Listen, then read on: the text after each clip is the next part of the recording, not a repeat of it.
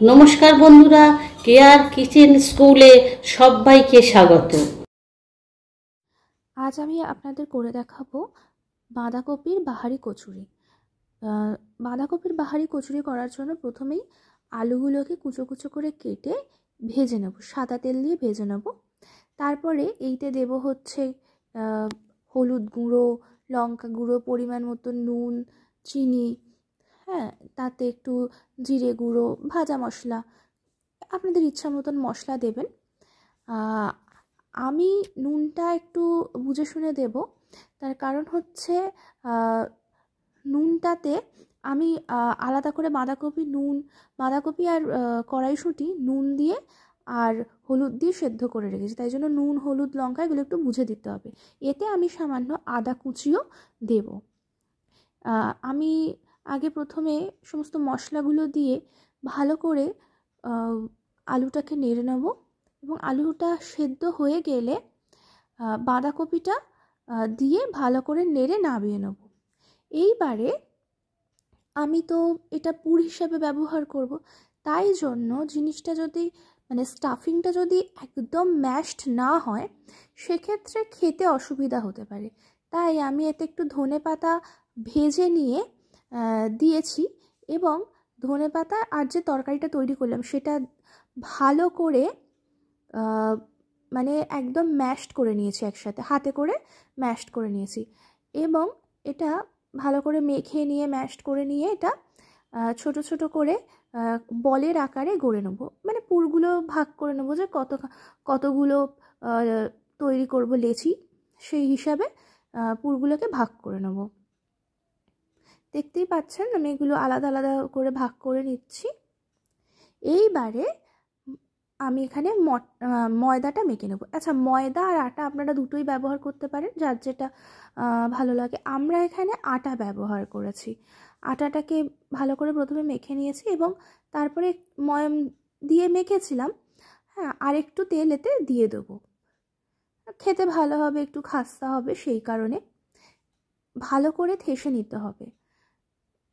দেখতেই পাচ্ছেন আমি খুব ভালো করে ঠেসে নিচ্ছি। প্রথমে ময়ান দিয়েছি, আগে কিছুক্ষণ আগে মেখে রেখেছিলাম, তারপরে আবার এখন একটুখানি সাদা তেল দিয়ে ভালো করে এটা ঠেসে নেব। নিয়ে আমি লেচি তৈরি করে নেব। আমি জানি কতগুলো পুর কতগুলো আছে, আমার কচুরি হবে, সেই অনুযায়ী আমি লেচি তৈরি করে নেব। এটা বাহারি কচুরি করব, তাই জন্য একটু আলাদা করব। যাই হোক, আমি লেচিগুলো তৈরি করে নিচ্ছি।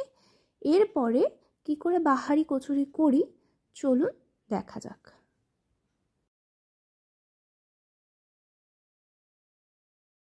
এখানে আমি দুটো লেচি বেলে নিয়েছি।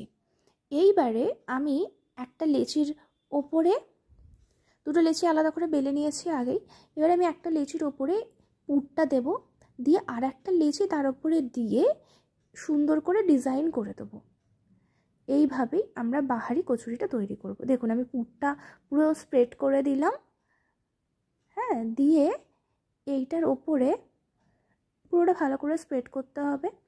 এর ওপরে আর একটা যে আটা আমি বেলে রেখেছি সেইটা দিয়ে চার ধার একটু তেল দিয়ে ভালো করে চেপে দিতে হবে। দিয়ে ছুরি দিয়ে আমি চারটে ধার কেটে একটু কাঁটা চামচ দিয়ে ডিজাইন করে দেবো। দিয়ে ধারগুলো একটু চেপে ওই ফুলের মতন করে দেবো। দিলেই বাহারি কচুরিটা ফিগারটা রেডি হয়ে যাবে। তারপরে সাদা তেল দিয়ে ভেজে নেব। আচ্ছা, দেখুন আমি কিন্তু ধারে একটু জল হাতে নিয়েছিলাম, সেটা একটু লাগিয়ে তারপরে কিন্তু জুড়ছি, তা না হলে কিন্তু জুড়বে না। জুড়বে বলতে কি এটা ছেড়ে যাবে, তাই জন্য চারধারে একটু জল দিয়ে তারপরে জুড়লে ভালো হবে। আসলে অনেকেই আছেন যারা কচুরি বেলতে পারেন না, তাদের জন্য এই প্রসেসটা একেবারে পারফেক্ট। আপনারা একটা বাটি নিয়ে দেখুন, একটু বেরিয়ে আছে, দুটো একেবারে মিশে যায়নি, তাই জন্য বাটি নিয়ে আপনারা ধারটা একটু কেটেও দিতে পারেন। সেক্ষেত্রে একেবারে গোল কচুরির মতন হয়ে যাবে। দেখুন আমি একটা বাটি নিয়ে এরমভাবে কেটে দিচ্ছি। যেটা বলছিলাম, কচুরি অনেকে বেলতে পারেন না, পুরটা একদিকে সরে যায়, অনেক সময় ফেটে যায়, সেক্ষেত্রে তারা এরকম করতে পারেন। এটা মানে খেতেও খুব ভালো হবে এবং দেখতেও খুব ভালো হবে। এবারে দেখুন গোল কচুরির ধারটায় তো পুর নেই, সেইখানটা আমি ছুরি দিয়ে কেটে নিয়ে একটা কাঁটা চামচ দিয়ে হালকা ডিজাইন করে দিয়ে সেগুলো পাপড়ির মতন একটা শেপ দিয়ে দিচ্ছি। এরমভাবে এটা দেখতেও ভালো হবে এবং ওই ধারগুলো একটু খাস্তা হয়ে যাবে, তার ফলে খেতেও খুব ভালো হবে। আমি এরকম দুটো কচুরি বানিয়ে নিয়েছি। এইবারে আমি এটা ভেজে দেখাবো। দেখুন আমি একটা কড়াইতে পরিমাণ মতন সাদা তেল নিয়েছি। এই তেলটা প্রথমে গরম হয়েছে কিনা আমি দেখব, গরম হলে তবেই কচুরিটা দিয়ে ভাজবো, তবেই ভেতর থেকে ভালো করে ভাজা হবে।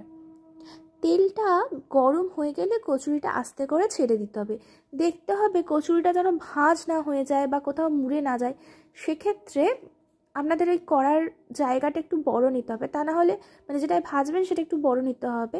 মানে অনেক বড়, যদি বড় সাইজের যদি কচুরি করতে চান, যদি মুড়ে যায় সেক্ষেত্রে ওই জায়গাটা ভালো হবে না। এখানে দেখুন একদম মানে কোথাও কোনো জায়গা মুড়ে যায়নি, একদম ভালো করে কচুরিটা ভাজবার জন্য দিয়েছি। এটা একটু সামান্য ডুবো তেলে ভাজলে ভালো হবে। একটা পিঠ ভাজা হয়ে গেলে এটা একটু উল্টে নিতে হবে। এরম এমনি উল্টে দিলে তেল ছিটকে যেতে পারে, তাই জন্য আমি একটা ছাঁচা নিয়ে সেটার সাহায্যে উল্টালাম। দেখুন একটা পিঠ খুব সুন্দর ভাজা হয়ে গেছে, লাল লাল করে অন্য পিঠটাও এখানে ভেজে নেওয়া হচ্ছে। দুটো কচুরি আমি সম্পূর্ণভাবে ভেজে নেব, ভেজে নিয়ে আপনাদের সার্ভ করে দেখাচ্ছি। এরমভাবে যদি কচুরিটা করেন সেক্ষেত্রে যারা পুর দিতে পারেন না, ভালো করে পুর দিয়ে বেলতে পারেন না, তাদের জন্য তো এটা খুবই সুবিধা হবে। এরমভাবে কচুরি করলে মানে পুরটা পুরো সমস্ত জায়গাটাতে ছড়িয়ে পড়বে। দেখুন কচুরিটা কত ফুলছে, ভালো করে করতে পারলে এই কচুরিটা খেতে খুব ভালো হয়। দেখুন কচুরিটা ফুলবেও এবং খুব খাস্তা মুচমুচে হবে, সুন্দর খেতে হবে। এরকম লাল লাল করে ভাজলে খুবই সুন্দর খেতে হবে। আপনারা সকলে বাড়িতে করে খেয়ে দেখবেন কেমন লাগে। আমি দুটো কচুরি ভেজে সার্ভ করে দেখিয়ে দিচ্ছি। এই পথটি কমপ্লিট হয়ে গেছে। পথটি বাড়িতে সকলে ট্রাই করবেন, কেমন লাগলো আমাকে কমেন্ট করে জানাবেন।